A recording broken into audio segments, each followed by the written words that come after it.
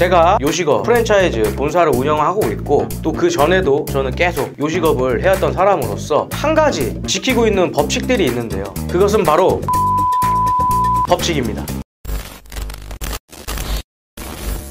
안녕하십니까. 장사의 모든 것의 일타장사 송승호입니다. 많은 분들이 장사를 하시면서 도대체 수익 구조를 어떻게 가져가야 되고 또 어떻게 계산하시고 또 내가 지금 얼마를 벌고 있고 이런 것들을 제대로 모르시면서 장사를 하시는 분들이 아직도 너무나도 많습니다. 그래서 이번에 많은 분들이 좀 도움이 되셨으면 하는 마음에 영상을 찍게 됐으니까 모두 주목 한번 해주십시오. 제가 요식업 프랜차이즈 본사를 운영하고 있고 또 그 전에도 저는 계속 요식업을 해왔던 사람으로서 한 가지 지키고 있는 법칙들이 있는데요. 그것은 바로 321, 315 법칙입니다. 321, 315 이게 도대체 무슨 소리지? 라고 의아해 하실 분들이 많으실 것 같은데요. 이 321 법칙은 즉 홀매장은 3, 원가율은 30%를 넘지 않는 것입니다. 2, 인건비는 20%를 넘지 않는 것입니다. 1, 임대료는 10%를 절대 넘으시면 안 됩니다. 배달 매장은 3, 식재료 원가율은 30%를 넘지 말아야 합니다. 1, 인건비는 10% 이상 넘지 않는 것을 추천드리고 있으며 최대 맥스 15%는 절대 넘으시면 안 됩니다. 5. 임대료 공과금은 절대 5%를 넘지 않는 선에서 매장 운영을 하셔야 두 가지 조건들이 충족이 됐을 때 이 매장은 최선의 순이익과 최고의 마진을 확보하실 수 있을 거라고 생각합니다. 우리가 총 매출을 100%라고 놓고 봤을 때 이 321 법칙만 지켜도 벌써 60%가 지출로 나가게 되겠죠. 나머지 40%로 경비, 기타 잡비를 제외한다 하더라도 홀마진은 보통 30에서 40% 정도 가져가는 것이 가장 효율적이고 장사를 잘하고 있다고 생각합니다. 인건비 같은 경우는 사장님들이 직접 인건비에 투입이 돼서 최대한 아낄 수 있으시면 더할 나위 없이 좋고요. 임대료, 공값이 포함 10%도 월세를 저렴하게 선택하셔서 매출을 최대한 끌어올릴 수 있는 구조를 만드실 수 있다면 그 사장님은 엄청나게 장사를 잘하고 있다고 보여집니다. 배달 매장고 홀매장과 마찬가지로 매출이 5천만 원 정도 나온다고 가정했을 시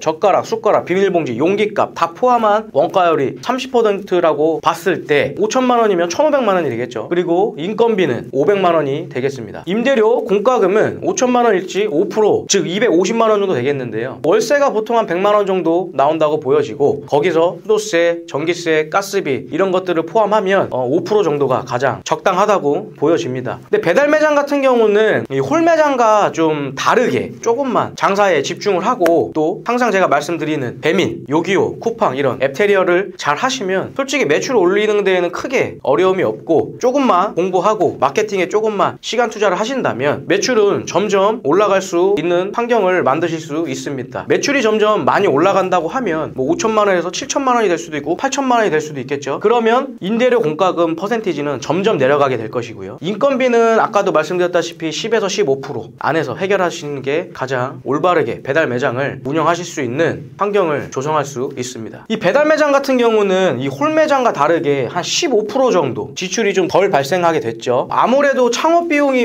홀매장보다는 적게 들어가는 게 사실이고 또한 지출되는 경비도 홀매장보다 조금 적게 들어가실 수 있는 걸 보실 수 있습니다. 하지만 여기서 하나의 오류가 있습니다. 오류라고 말씀드리기엔 뭐한데요. 여기 안에 부가적으로 들어가는 것들이 많죠. 예를 들어서 배달 플랫폼 중개 수수료가 되겠고요. 또 배달 라이더 비용 이런 것들이 어느 정도 또 들어가다 보면 이 홀매장보다 아무래도 배달 매장이 지출이 좀 더 많이 올라갈 수 있다는 걸 확인할 수 있습니다. 그리고 제가 항상 말씀드렸다시피 이 원가율, 이 배달 매장이든 홀매장이든 약 30% 정도 퍼센티를 잡고 있는데 정말 아직도 원가율을 모르시고 장사를 하시는 분들이 너무나도 많습니다. 남는 게 없어요, 힘들게 일하는데 가져가는 돈이 없어요, 이런 것들을 하나하나 다 체크하시고 공부하셔야 됩니다. 원가율 계산을 어떻게 하는지 모르시는 분들이 있다면 댓글로 남겨주십시오. 제가 계산을 대신 해드리든 아니면 계산을 하는 방법들을 알려드릴 수 있으니까 장사의 모든 거 채널 많이 구독과 좋아요 부탁드리겠습니다. 제가 예전에 배달 전문점 솔루션을 한번 나간 적이 있었는데 거기서도 제가 입이 닳도록 말씀드린 게 원가율에 대한 부분입니다. 배달 매장이든 홀매장이든 가장 많이 차지하는 게 이 원가율입니다. 이 원가율이 장사하는 데 있어서 지출 비중을 제일 많이 차지하는데 이거를 계산도 할 줄 모르고 우리 가게 파는 메뉴의 원가도 모른다? 이거는 정말 각성하셔야 됩니다. 자, 이렇게 우리가 장사를 홀매장도 할 수 있고 배달 매장도 할 수 있지만 이 법칙만 어느 정도 퍼센테이지 안에서 어느 정도 해결을 한다면 하시면 아마 사장님들 매장은 그렇게 힘든 매장이 아니고 운영을 그래도 나름 잘 하고 있는 매장이라고 생각이 듭니다. 대표님, 그러면은 많은 사장님들과 점주님들께서 원가율에 대한 기준을 어떻게 잡아야 하는지 잘 모르시던데 30%로 잡은 그 기준이 있을까요? 보통 이 30% 안에서 해결을 왜 해야 되냐면 아까도 말씀드렸다시피 우리가 총 매출이 100%야. 여기서 지출이 제일 많이 차지하는 게 이 원가율인데 5천만 원의 매출 중에 30%면 1,500만 원이거든. 여기서 5%만 원가율이 올라가도 얼마인 줄 알아? 250만 원이야. 250만 원이면 한 사람의 인건비가 또 세이브가 될 수도 있고 더 지출이 되는 상황들이 발생이 되는 거야. 이래서 이 원가율은 1%가 굉장히 중요해. 예를 들어 임대료 같은 경우는 뭐 8%니 9%니 솔직히 크게 의미 없어. 그 안에서만 놀면 돼. 근데 원가율은 31%냐 32%냐 33%냐 이 1% 차이에도 엄청난 차이가 크니까 항상 이 식재료 원가율이나 이런 원가율은 입이 마르고 닳도록 얘기하는 부분이 그 부분이야. 그러면요 대표님,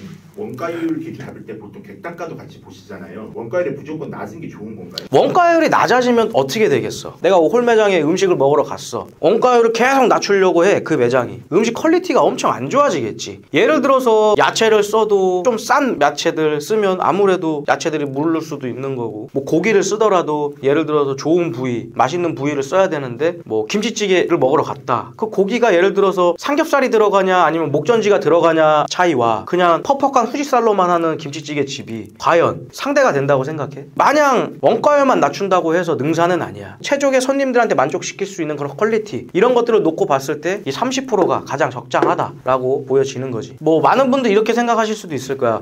홀매장 원가율이 30%? 좀 높은 거 아니야? 뭐 높다고 생각하실 수도 있고 퀄리티 부분을 놓고 봤을 때 또 낮다고도 볼 수 없고. 근데 우리 홀매장을 하면 큰 장점 중에 하나가 뭐라고 생각해? 저는 술을 판매해서 마진이 좋다고 해요. 그렇지. 이 업종마다 좀 다르긴 한데 홀매장은 보통 주류를 팔잖아. 주류가 보통 지금 뭐 가격 차이가 좀 있겠지만 아마 소주가 1,600원 정도에 대부분 그 언저리에서 많이 들어올 텐데 우리가 지금 밥집 가던 소주가 보통 한 병에 얼마니? 좀 싸게 팔면 4,000원, 뭐 보통 5,000원 정도 받잖아. 소주는 마진이 100%가 넘는 품목이야. 이런 원가율이 조금 올라간다고 해도 주류를 많이 팔 수 있으면 또 거기서 많은 순수익으로 다가올 수 있는 거기 때문에 홀매장 같은 경우는 아무래도 주류 같이 파는 업종을 꼭 선택하셔서 홀매장 운영하시는 걸 추천드리겠습니다. 원가율을 좀 낮추면서 객단가를 높일 수 있는 방법은 있을까요?